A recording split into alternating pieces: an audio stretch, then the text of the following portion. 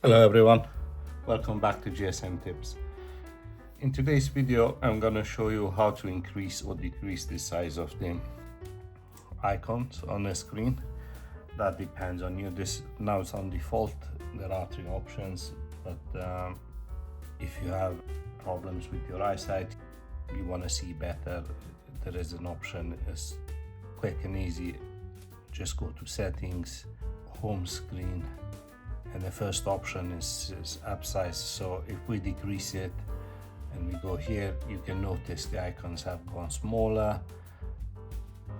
This is the default, and if you increase it to max, you can see how big they become. So it's a lot better. So many people have it, including myself.